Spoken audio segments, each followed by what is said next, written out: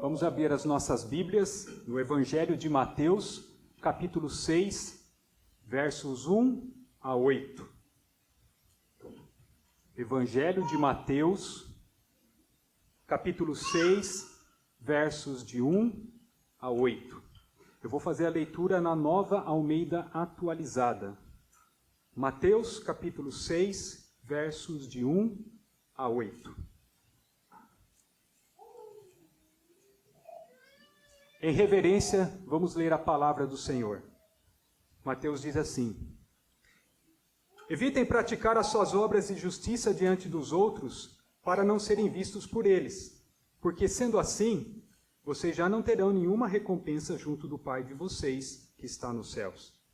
Quando, pois, você der esmola, não fique tocando a trombeta nas sinagogas e nas ruas, como fazem os hipócritas para serem elogiados pelos outros.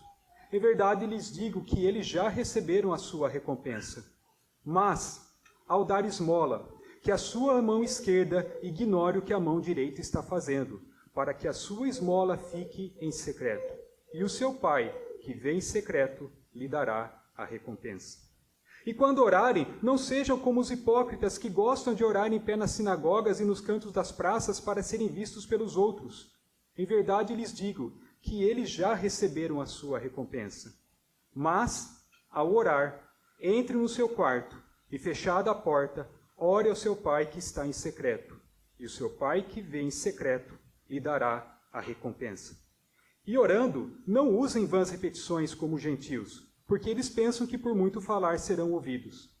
Não sejam, portanto, como eles, porque o Pai de vocês sabe o que vocês precisam antes mesmo de lhe pedir. Amém. Curve a sua cabeça e vamos orar, pedindo a direção do Senhor nesse momento de exposição das Escrituras. Ó Senhor Deus, nós já reconhecemos a Tua grandiosidade, a Tua majestade, o Teu poder, cantamos isso e também já suplicamos o Teu perdão na mediação de Jesus Cristo, crendo que o Senhor já nos perdoou, não por causa do nosso pedido ou por causa de algo que é em nós, mas por causa dos méritos do Teu Filho e da obra eficaz dele.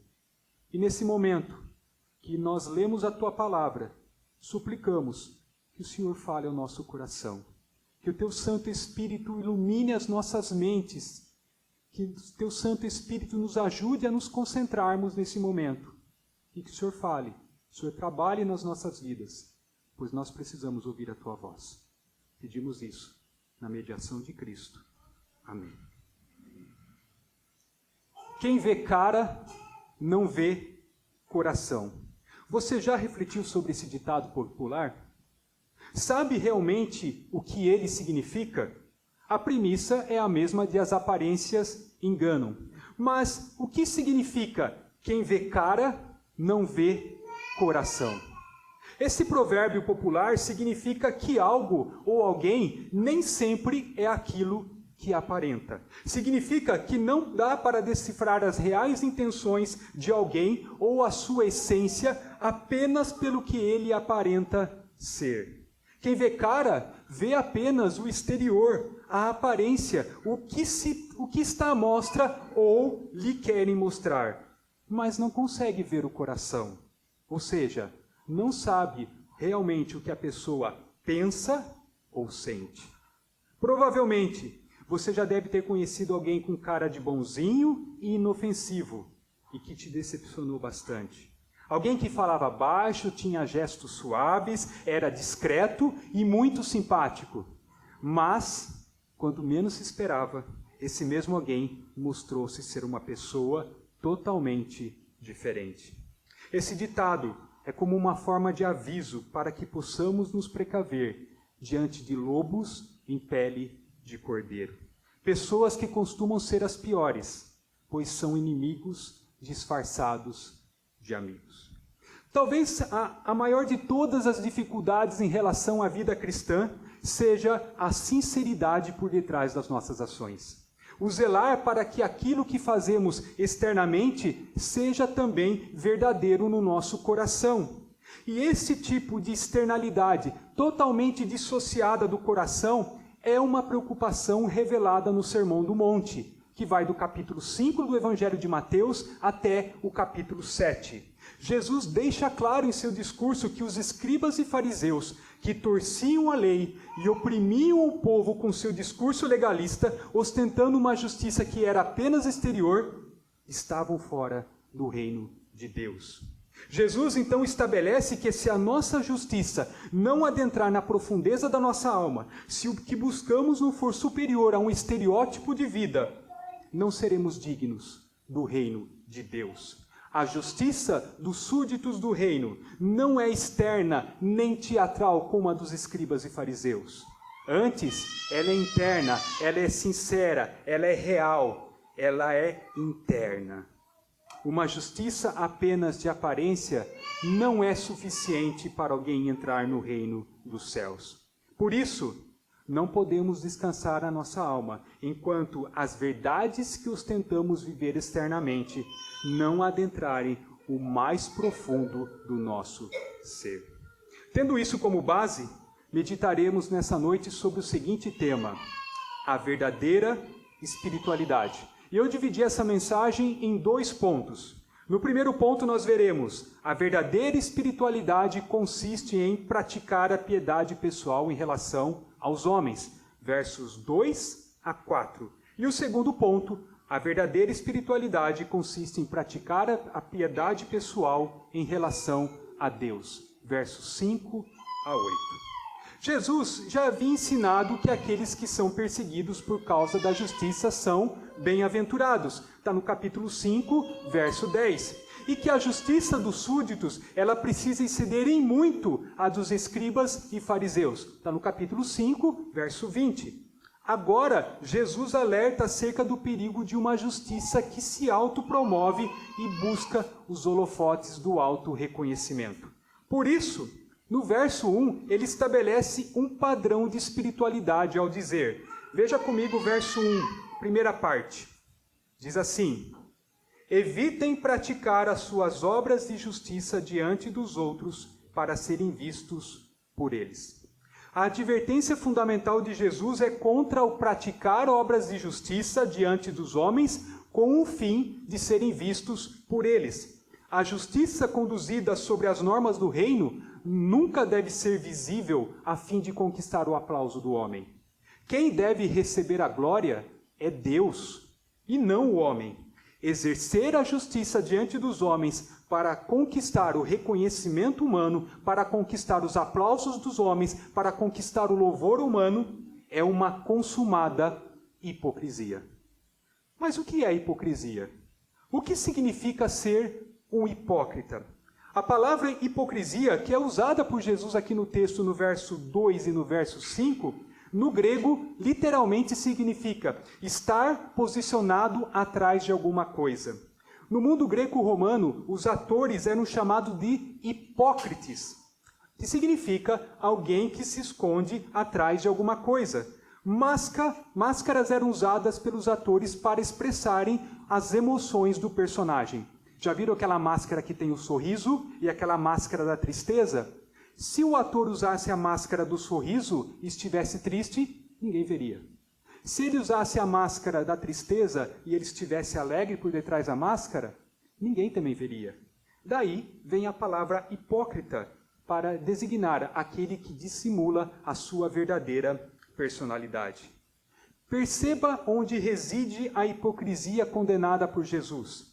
A pessoa ostenta uma justiça piedosa através do exercício da misericórdia aos necessitados ou da vida de oração, que são os exemplos que Jesus vai descrever aqui no texto, com o intuito de ganhar o aplauso dos homens, com o intuito de ganhar o reconhecimento dos homens.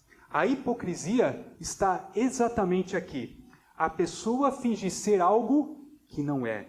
Ela usa a linguagem correta, a teologia correta, o comportamento correto, a externalidade correta, as ações corretas, mas a intenção do coração é ser vista e reconhecida pelos homens.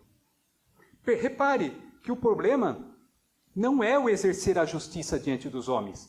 Deus não proíbe a prática da justiça diante dos homens. mas o que ele proíbe é a finalidade ostentatória por trás das ações piedosas. É isso que Jesus está condenando aqui. Deus não requer apenas a ação certa, mas, sobretudo, a motivação correta.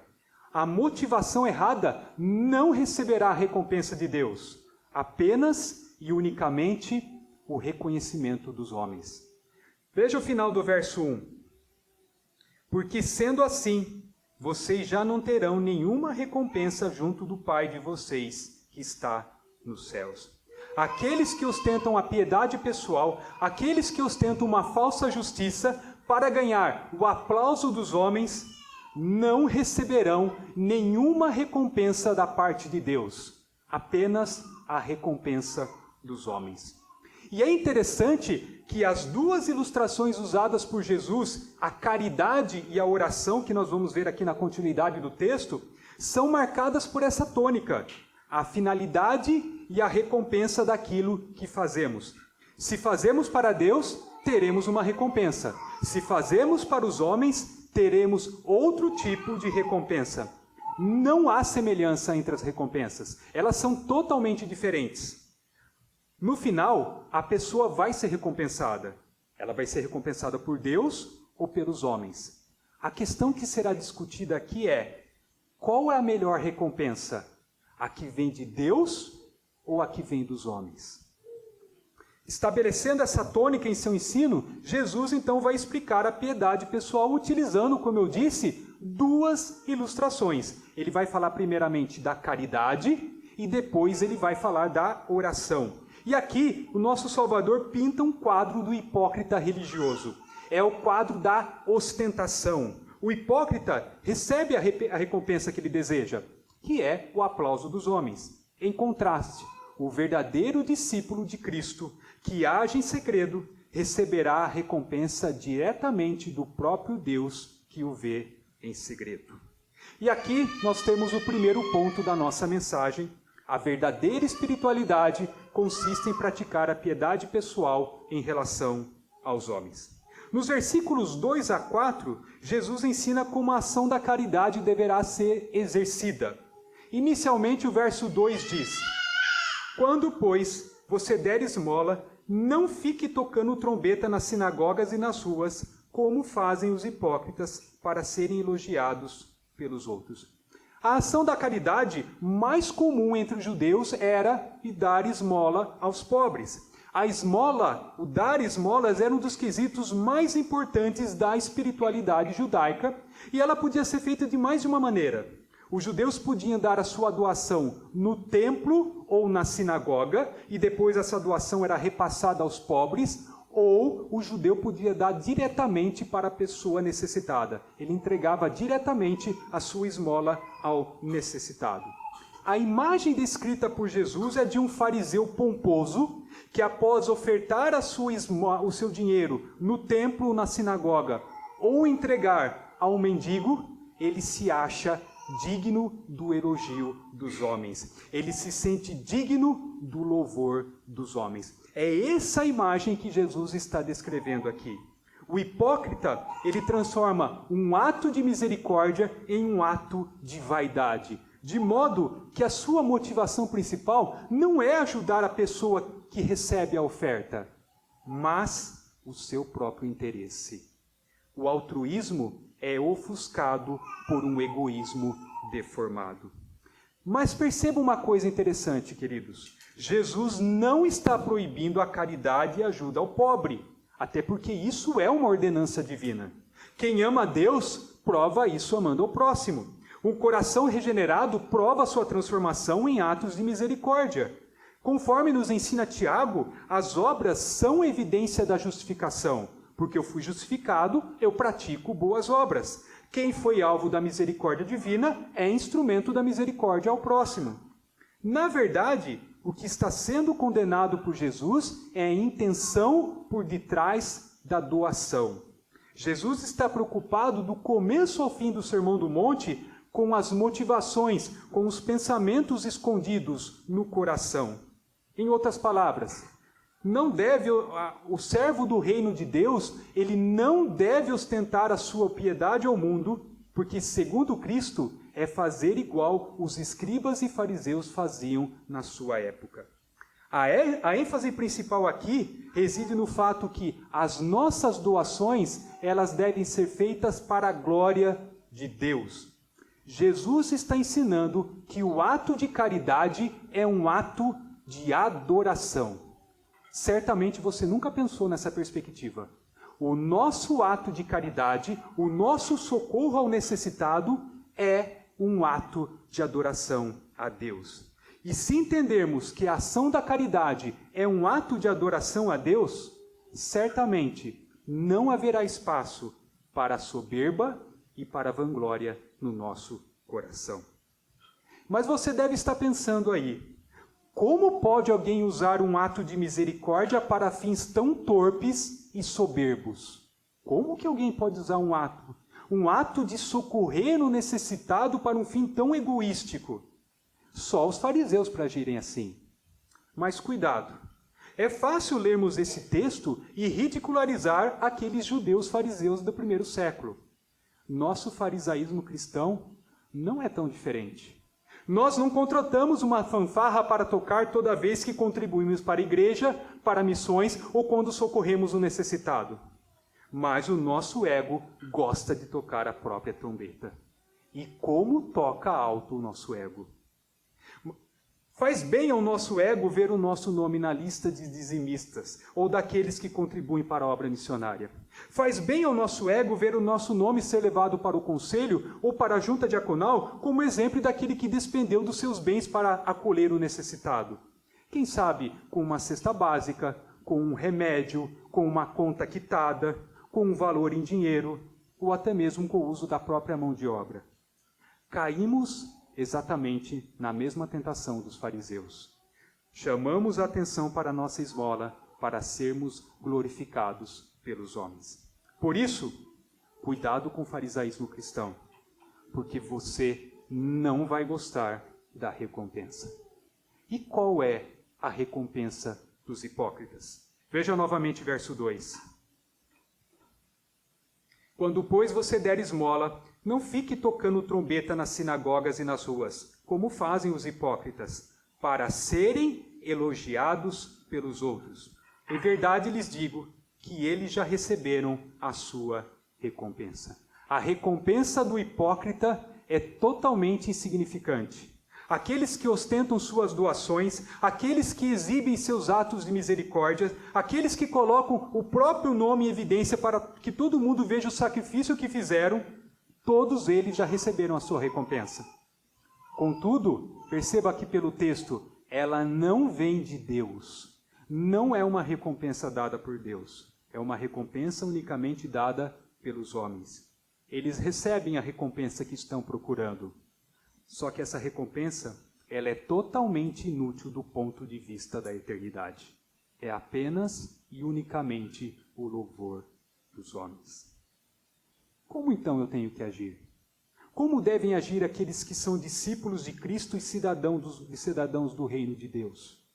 Verso 3 e 4 responde essas perguntas. Diz assim: mas ao dar esmola, que a sua mão esquerda ignore o que a mão direita está fazendo, para que a sua esmola fique em secreto. E o seu Pai, que vem em secreto, lhe dará a recompensa. Primeiramente, note que Jesus não está dizendo se você der esmola, mas ao dar esmola. Ele está pressupondo que você contribuirá para ajudar o necessitado. Socorrer o necessitado, como já disse, é uma ordenança divina. Mas o que significa a mão esquerda ignorar o que a mão direita está fazendo? O que significa essa expressão usada por Jesus? A mão direita é normalmente considerada a mão da atividade. A mão direita é a mão da ação. Jesus presume que vamos usá-la para dar a nossa esmola. Então, ele acrescenta que a nossa mão esquerda não deve ficar olhando. Entenda o ponto de Jesus aqui. Não só não devemos contar às outras pessoas sobre a nossa contribuição cristã, mas, num certo sentido, também não devemos sequer contar a nós mesmos. Como assim? Como assim eu dou a esmola, mas eu não conto a mim mesmo? Perceba o ensinamento do nosso Salvador aqui. Não devemos ser autoconscientes da nossa esmola, pois essa atitude rapidamente se converterá em justiça própria. Não devemos ser autoconscientes da nossa esmola, pois essa atitude rapidamente se converterá em justiça própria. Se ficarmos constantemente pensando no nosso ato de misericórdia, ele poderá se transformar num ato de justiça própria. Se ficarmos ruminando os nossos atos de misericórdia, certamente vomitaremos atos de justiça própria. Tão sutil é a corrupção do nosso coração que é possível tomarmos passos deliberados para manter a nossa esmola em segredo e, simultaneamente, ficarmos pensando nisso com um espírito de autogratificação. Como eu sou uma pessoa bondosa, como eu sou uma pessoa generosa, como eu sou uma pessoa justa. Isso é autojustiça. Por isso que Jesus diz, o que a mão direita faz, a mão esquerda não deve saber, para que isso não se transforme em ato de autojustiça. O cristão, ele não dá ao pobre para ser visto, nem para ser exaltado pelos homens, mas dá para que o necessitado seja suprido e Deus seja glorificado. Mas atente-se para uma questão aqui. Você não irá praticar atos de misericórdia se mantiver uma contabilidade para fundamentar suas contribuições. Você não irá praticar atos de misericórdia se mantiver uma contabilidade para fundamentar as suas contribuições. Você fica contando o seu dinheiro e priorizando as coisas fúteis da vida. E, caso sobre algo, você destina ao irmão necessitado. Eu não estou dizendo que você deve ser irresponsável na administração do seu dinheiro, nem que você não possa adquirir coisas, mas precisamos aprender a socorrer aqueles que mais necessitam, mesmo com o pouco que temos. O socorro e o cuidado devem ser marcados pelo desprendimento, autossacrifício e pela abnegação. Mesmo com o pouco que temos, podemos ser úteis àqueles que não têm nada. Lembre-se, o cristão não dá ao pobre para ser visto, nem para ser exaltado pelos homens, mas dá para que o necessitado seja suprido e Deus seja glorificado. Como eu disse, é um ato de adoração. Deus será glorificado com a sua ação piedosa. E Deus também será glorificado com as ações de graça daquele que foi alvo da sua misericórdia. Perceba, Deus é glorificado duas vezes, por aquele que pratica o ato de misericórdia e por aquele que foi alvo da misericórdia. Não se esqueça disso, socorrer o próximo é um ato de adoração, e isso faz toda a diferença. Qual é a recompensa, então, daquele que oferta em segredo? Qual é a recompensa que ele tem? Provavelmente, a única recompensa que o amor verdadeiro deseja é ver aquele que estava necessitado ter o seu alívio, através de um alimento, através de uma vestimenta, através de um medicamento, através de uma conta quitada. Mas mesmo assim, Deus, em sua benevolência, nos recompensa. E perceba, o texto diz que Ele mesmo fará diretamente. Ele não vai delegar essa ação a outra pessoa. É Ele mesmo que nos recompensará. É Ele mesmo que concederá a nós a recompensa. Mas aqui, talvez essa benevolência divina soe estranha aos seus ouvidos, porque aprendemos que nós devemos ter uma vida de piedade que agrade ao Senhor, independentemente de qualquer tipo de recompensa. Nós fazemos isso não por interesse próprio, mas que Deus seja glorificado. No entanto, a própria Escritura ensina a crermos no Deus que é galardoador daqueles que o buscam. Esperar a recompensa do Senhor não é errado. Querer que o Senhor aprove nas nossas atitudes e espiritualidade não é errado. Errado é ostentar uma justiça piedosa com o fim de ser reconhecido pelos homens. E é justamente isso o que Jesus está confrontando. Em continuidade à sua explicação sobre a prática da piedade pessoal, Jesus vai utilizar agora outra ilustração. Primeiro ele falou da caridade, agora Jesus vai falar da oração. E aqui nós temos o segundo ponto da mensagem. A verdadeira espiritualidade consiste em praticar a piedade pessoal em relação a Deus. Versos 5 a 8. Nesse segundo exemplo de justiça religiosa, Jesus escreve em 2 homens orando. Novamente, a diferença básica entre a hipocrisia e a realidade. Ele põe em contraste o motivo das orações e as suas recompensas. Jesus, então, nos diz como não devemos orar, apresentando 2 orientações. A primeira é evitar a hipocrisia na oração. Verso 5. E quando orarem, não sejam como os hipócritas que gostam de orar em pé nas sinagogas e nos cantos das praças para serem vistos pelos outros. Entre os judeus havia tempos estabelecidos para oração, quando se esperava que os piedosos comparecessem às suas devoções. Todos os judeus oravam 3 vezes por dia. Tinha a oração matutina da manhã, a oração do meio-dia e a oração vespertina, a oração da tarde. Quando não ia ao templo ou à sinagoga, um dos costumes que os fariseus tinham era chegar em locais públicos, como nas praças ou nos ajuntamentos, e começar a orar. E o fariseu, o judeu, ele costumava orar da seguinte forma: em pé, olhando para os céus e com as mãos levantadas. Era assim que o judeu orava. Até aqui você fala, qual é o problema disso? Afinal, eram judeus que estavam ali, eles estavam acostumados a ver isso, a pessoa orar em praça pública. Mas perceba que Jesus desmascarou as verdadeiras intenções dos fariseus. Por trás da piedade pessoal, por trás daquela oração em praça pública, se espreitava o orgulho. O que realmente eles desejavam quando oravam nas praças eram o aplauso dos homens. Olha que judeu fiel. Olha como esse judeu ora bonito. Olha como ele tem comunhão com Deus. Olha a vida piedosa desse judeu. É isso que Jesus está desmascarando. Eles faziam isso porque queriam o aplauso dos homens. Mas perceba uma coisa aqui.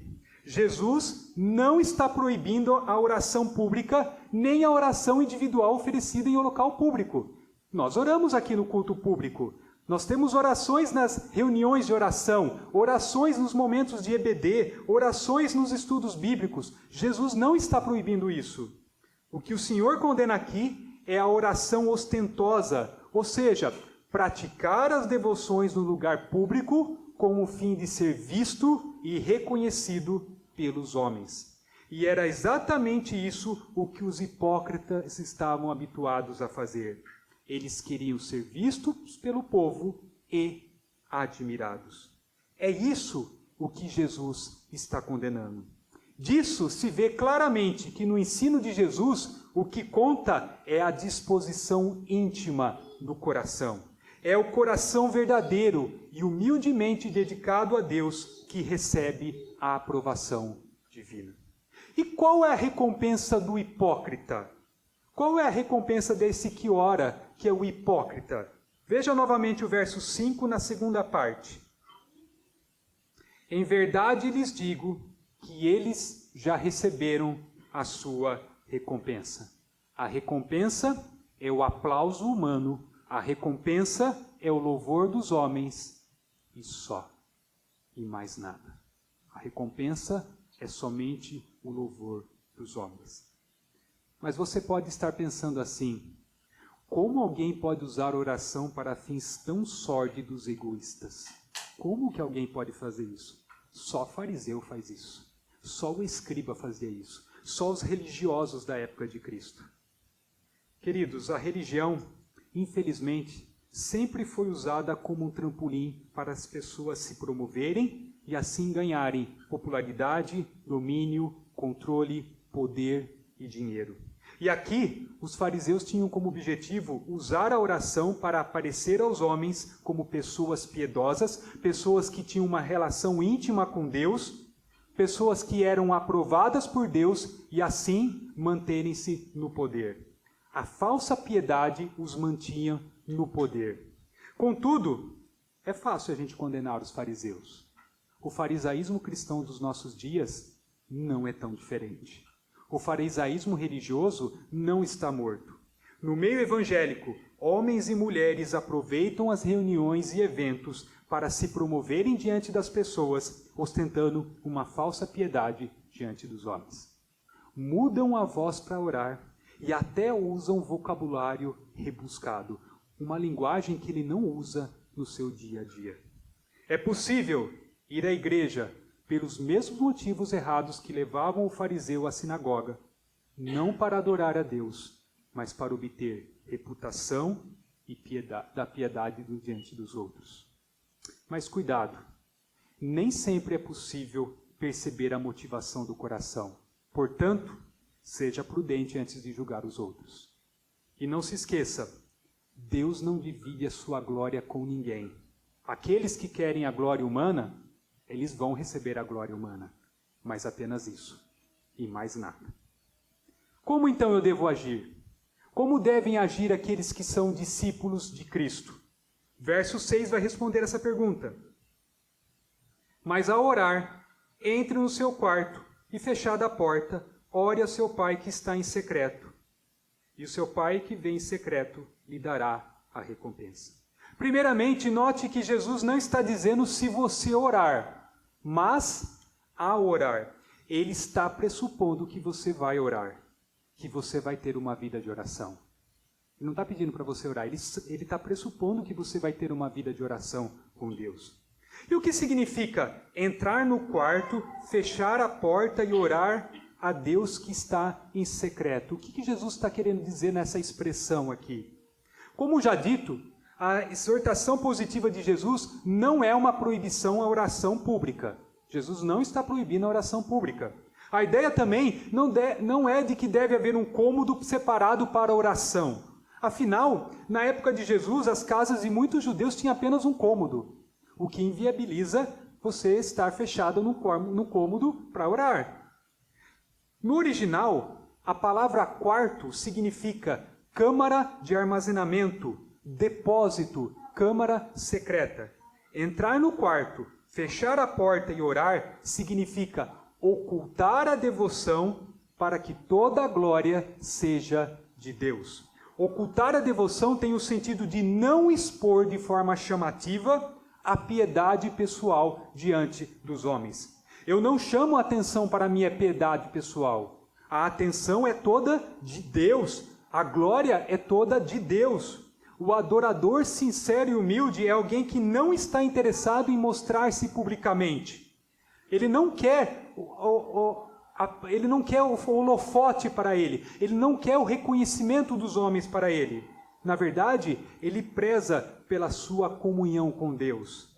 Ele pode até orar em público, mas a sua devoção pessoal a Deus é algo tão precioso que ele age de tal forma que no final a glória não é para ele. A glória toda é para Deus. Perceba o contraste.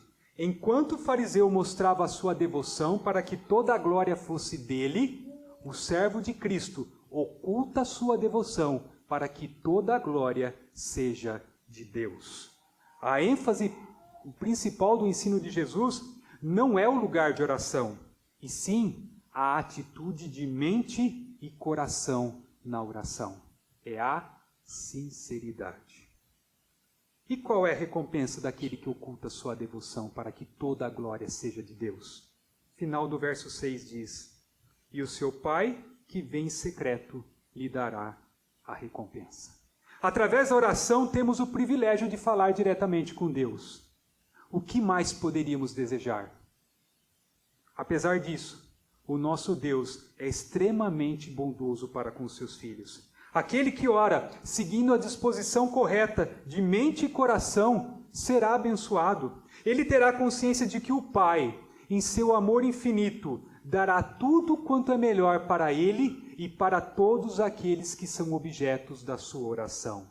O próprio Deus o recompensará.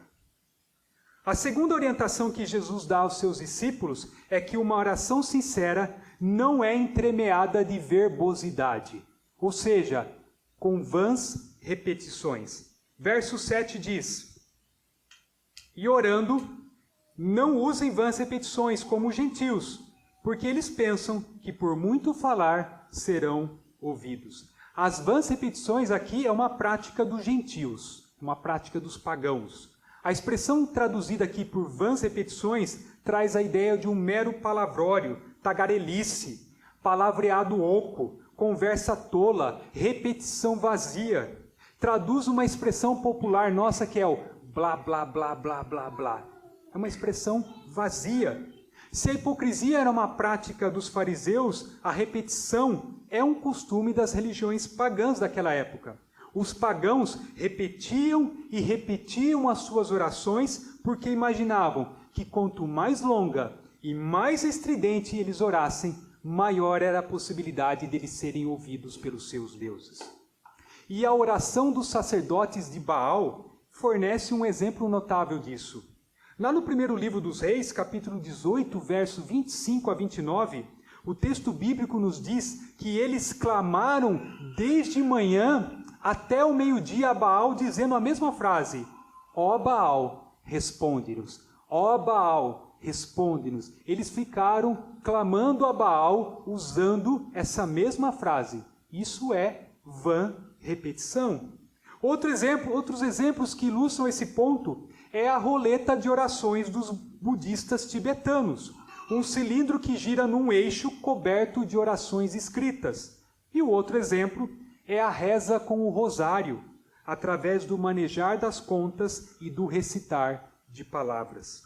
O ponto de Jesus é que os seus discípulos deveriam evitar as orações sem sentido e repetitivas oferecidas, com o conceito errôneo de que quanto maior for a minha oração, quanto mais eu repetir aquilo, Deus vai me ouvir. É isso que Jesus está condenando. Aí você vai me perguntar o seguinte: vãs repetições significa que eu não posso pedir a mesma coisa mais de uma vez ao Senhor? Será que eu não posso orar pela conversão de uma pessoa todos os dias? Será que eu não posso orar todos os dias a Deus pedindo que uma pessoa seja curada de uma determinada doença? Cuidado! Vã repetição é diferente de insistir. Vã repetição é repetir frases, orações ou chavões como se tivessem um mantra por trás, como se tivesse um poder mágico. Por outro lado, insistir é repetir uma ação sem desistir. É pedir com insistência. No Evangelho de Lucas, no capítulo 18, versos 1 a 8, Jesus ensina sobre o dever de orar sempre e nunca esmorecer ao contar a parábola do juiz iníquo. Se um juiz injusto concede o pedido por causa da persistência da requerente, quanto mais o Pai Celestial irá responder à persistência de quem o pede. Deus se agrada quando argumentamos com Ele e perseveramos diante dEle. Você pode argumentar com Deus na sua oração. Você pode pedir com insistência. Deus se agrada de ouvir a nossa voz. Deus se agrada de ver que nós estamos dependendo dEle em oração. Ele se agrada em nos socorrer em nossas necessidades. Por isso, continue persistindo diante do Senhor. Continue pedindo diante do Senhor. Deus se agrada disso. Quando nós persistimos diante dEle, quando nós argumentamos com Ele, quando nós depositamos as nossas orações diante dEle. Como então eu devo agir? Como devem agir aqueles que são discípulos de Cristo? Verso 8 vai dizer: não sejam, portanto, como eles, porque o Pai de vocês sabe o que vocês precisam, antes mesmo de lhe pedirem. Jesus está ensinando que não devemos nos aproximar de Deus com a ideia de que Deus está desinformado e completamente ignorante às nossas necessidades. Não. Ao contrário, antes mesmo que comecemos a orar, Deus já conhece todas as nossas necessidades. Deus não precisa ser informado das suas necessidades. Deus conhece todas as suas necessidades de forma perfeita. Aí você poderia levantar o seguinte questionamento: então por que orar? Se Deus já sabe do que eu necessito, antes mesmo de que eu possa verbalizar o meu pedido, por que eu devo orar? Qual é o sentido da oração? E aqui você precisa entender 2 pontos sobre oração para entender a resposta a essas perguntas. Primeiro, a oração não muda os planos de Deus. A oração não muda os planos de Deus. Ao contrário, ela nos muda. A oração nos desnuda e nos torna mais submissos e dependentes de Deus. A oração, ela adequa a nossa vontade à vontade de Deus. Quando nós oramos, nós precisamos pedir que seja feita a vontade de Deus e que a nossa vontade se adeque à vontade de Deus. E segundo, a oração é um dos grandes mistérios do cristianismo. Ela é um dos grandes mistérios do cristianismo. Por quê? Deus, de fato, sabe de tudo que nós temos necessidade. Deus também já determinou a resposta, uma vez que Ele decretou todas as coisas antes da fundação do mundo. Todavia, de uma maneira que nós não sabemos, Deus usa nossas orações para o cumprimento dos seus propósitos. Faz parte dos planos de Deus que a nossa oração faça diferença. Quando Deus criou todas as coisas e determinou todas as coisas, Ele também determinou que a nossa oração fizesse diferença.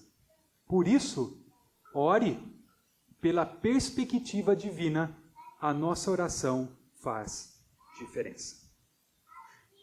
Diante de todas essas verdades presentes no ensino de Jesus, eu quero fazer 2 aplicações finais à vida da igreja. Já fizemos algumas durante o sermão, mas eu quero fazer 2 aplicações finais à vida da igreja. Primeiro, você não irá aprender a dar nada gratuitamente como ato de adoração se você não entender que tudo o que você tem é dado por Deus. Eu vou repetir. Você não irá aprender a dar nada gratuitamente como ato de adoração se você não entender que tudo o que você tem é dado por Deus. Nada do que você tem nessa vida, trabalho, família, bens, dinheiro, vida, inclusive a sua salvação, pode ser visto à parte de Deus.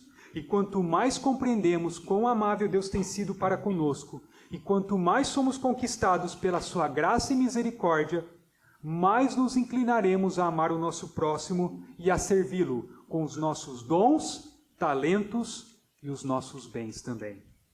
Se a misericórdia que você recebeu de Deus não o motivar a fazer atos de misericórdia, nada mais o fará.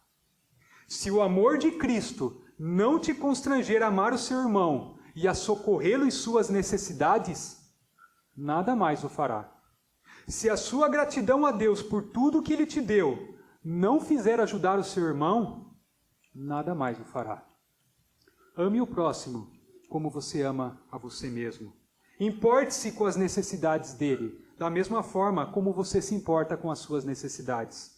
E assim, Deus será glorificado. Faça do seu ato de misericórdia não um ato de ostentação, não um ato visando o aplauso dos homens, mas um ato de adoração e louvor a Deus. Segundo ponto, você não irá valorizar a oração como um ato de piedade pessoal, enquanto não entender o preço que foi pago para que você pudesse ter comunhão com Deus. Eu vou repetir. Você não irá valorizar a oração como um ato de piedade pessoal, enquanto não entender o preço que foi pago para que você pudesse ter comunhão com Deus. Jesus Cristo foi abandonado pelos seus discípulos, acusado pelos judeus, condenado por Pilatos e atormentado pelos seus perseguidores. Ele foi crucificado como um transgressor no meio de 2 criminosos e sentiu todo o peso do abandono e da ira de Deus sobre si. E por que ele permitiu tudo isso? Por quê? Para que a comunhão entre Deus e nós fosse restabelecida. Cristo sofreu injustamente e derramou seu precioso sangue na cruz para que eu e você pudéssemos orar a Deus. Para que eu e você pudéssemos conversar com Deus. Para que eu e você pudéssemos ser aceitos na presença de Deus. Mas, infelizmente, oramos muito pouco. E sabe por que você ora muito pouco? Sabe por que nós oramos muito pouco? Nós oramos muito pouco porque negligenciamos o preço que foi pago na cruz. Nós oramos muito pouco porque perdemos de vista o conceito de intimidade com Deus. Nós oramos muito pouco porque não amamos o Senhor como deveríamos amar. Nós oramos muito pouco porque temos dificuldade para adorar a Deus. Nós oramos muito pouco porque não acreditamos que somos pecadores e não reconhecemos que aquilo que fazemos é pecado. Nós oramos muito pouco porque somos ingratos e apáticos diante das bênçãos de Deus. Nós oramos muito pouco porque não entendemos ainda o que é depender de Deus. Nós oramos muito pouco porque desejamos muito pouco estar na presença de Deus. E nós oramos muito pouco porque não aprendemos a nos deleitarmos na presença de Deus. O plano de Deus não é apenas salvar você da culpa do pecado, que é a justificação. Ele também quer fazer com que experimentemos da comunhão com Ele, com o seu Filho, na prática. É isso que nós chamamos de santificação. E Ele quer fazer isso através da oração também. Ele faz isso através da palavra, Ele faz isso por meio dos sacramentos, mas Ele também faz isso por meio da oração. Nessa noite, eu quero desafiá-lo a dedicar mais tempo na presença de Deus em oração. Aprenda a desfrutar da presença de Deus. Desenvolva um espírito de oração que faça com que você busque a Deus em todo momento. Quando você estiver dirigindo, quando você estiver numa fila de banco, quando você estiver no seu trabalho, aprenda a orar e estar em oração a todo momento na presença de Deus.